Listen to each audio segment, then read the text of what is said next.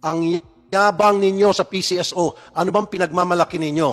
Galit ako sa sistema na inilatag nyo na kung saan kayo po'y nagmamayabang. Yan sinasabi ko, ano bang pinagmamalaki ng PCSO? Ano meron sa inyo? Anak kayo ng mga Diyos? Kayo sa PCSO, parang sa tingin nyo, you guys are very special. I don't know kung anong pinagmamalaki nyo, lalo ng boss nyo si Robles. We sent a letter to you last several weeks ago para sa hearing na ito. And you sent us a letter saying, hindi kayo makaka-attend lahat. And nagpa-reschedule ang PCSO. Nung magpa-reschedule kayo, tinanggap namin yung rescheduling ninyo, and then only for us to receive a letter stating na hindi na naman kayo makadalo. Ang yabang ninyo sa PCSO, ano bang pinagmamalaki ninyo? Anong meron sa PCSO? Samantalang lahat ng mga agency ng gobyerno, pag pinapatawag sa Senado, pumupunta kayo sa PCSO, hindi. Ano meron sa inyo? What makes you so very special? Ngayon wala dito yung boss nyo. Kayo mismo ang humingi ng reschedule, and then pagdating nung date na pinatos namin, yung date na binigay nyo, a week later, para sa hearing na ito, magpapadala kayo ng sulat, last minute, na hindi kayo maka-attend. Samantalang lahat ng agency ng gobyerno, pag may hearing, pinapatawag sa Senado, pumupunta.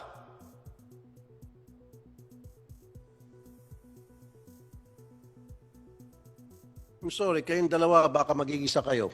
Sinubo kayo sa Lions Den nitong boss nyo, na dapat ang boss nyo nandito, hindi kayo.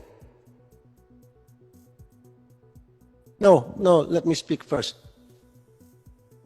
Diba?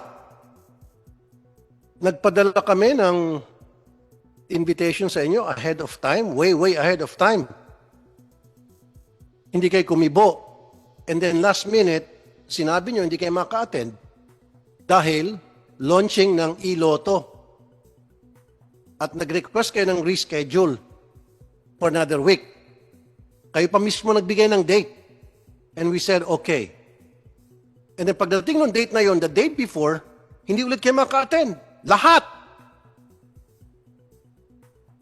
Kung hindi pa ako nagbanta na magpi-privilege speech ako at ipapasampin ako kayo, hindi pa sana kayo mag-attend. May umattend nga, dadalawa lang. No, galit ako. Kasi lumilitaw na meron kayong pinagmamalaki. Nagmamayabang kayo sa PCSO. Go ahead, Attorney Contacto. I'm not mad at you because I don't know you. I don't have anything personal against you. Galit ako sa sistema na inilatag nyo na kung saan kayo po'y nagmamayabang. Diyan sa PCSO. Not you personally. I'm sorry. Kung ikaw ay na-offend, it's not about you. Good morning, Mr. Senator. First, we would like to First offer... of all, I would like to acknowledge the presence of Senator Robin Padilla. Senator, good morning. Ma'am. Okay, sir. First of all, we would like to offer our sincerest apologies for the non-attendance of our general manager as well as our assistant general managers. To be frank, Your Honor, the only reason why we're requesting for an extension is because the launch of our PLS is due on October 1. Now, why is it of such importance?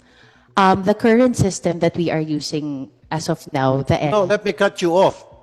Nung kinansel nyo yung unang patawag namin, kayo mismo ang nagbigay ng date kasi sabi nyo meron kayong e-lotto launching, and then you guys gave us the date na available kayo. And then when we said, okay, sige, yung date na yon isa-set natin for next hearing, kayo po nagbigay ng date, and then last minute, the day before, sabi nyo, hindi kayo maka-attend. Lahat kayo, parang boycott. Yan sinasabi ko, ano bang pinagmamalaki ng PCSO? Ano meron sa inyo? Anak kayo ng mga Diyos? Your Anak Honor, kayo ng Diyos din sa PCSO? no, Your Honor. I would like to explain the reason for our requests. No, you don't have to request. Nagmamayabang kayo siguro that the least that you can do is apologize. Sir, which is why I'm asking for an apology, Your Honor. And I'm explaining the absence of the resource persons who can explain and answer your questions in detail. No, Ma'am Attorney Contacto. Remember, nung unang hearing na sinet namin, that was last week, and you were given notice way ahead of time, umuo kayo, and then last minute, sabi nyo, launching ng iloto. Wait a minute. And we said, okay. And then kayo mismo ang pumayag na iset it, to set the hearing for another date. Okay? So, dapat, nakapag-adjust na kayo. Dapat nakita nyo na po yung schedule ninyo. Na kung pwede ba kayo hindi, a week later. And then, all of a sudden, hindi na kayo pwede. Come on. Come on. Mr. Senator, I have a copy of the letter that we sent. There was no mention of the iloto. What we have here is, we did mention Yung first letter ninyo is September iloto launching.